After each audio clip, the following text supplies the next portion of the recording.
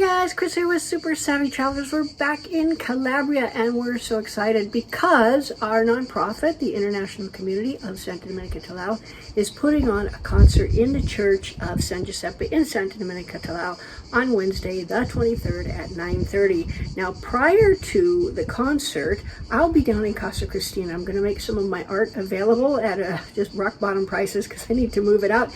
And everything I sell, all the donations, all the money goes to the nonprofit. And the nonprofit is set up to, to bring you concerts, to bring you events, to do things to promote Santa Domenica Talao, and to just give everybody a good time. I mean, if it ain't fun, why are we doing it, right? So the concert's going to be beautiful. It's the choir Laudate Dominum, very well known, very well respected choir, and we know some of the people in the choir and they are fabulous singers, so I cannot wait. It's going to be stunningly gorgeous. We're going to have cake and refreshments at the end, and it's just a really lovely evening inside the beautiful Church of San Giuseppe in Santa Domenica Talao. So we're going to look for you there. See you soon.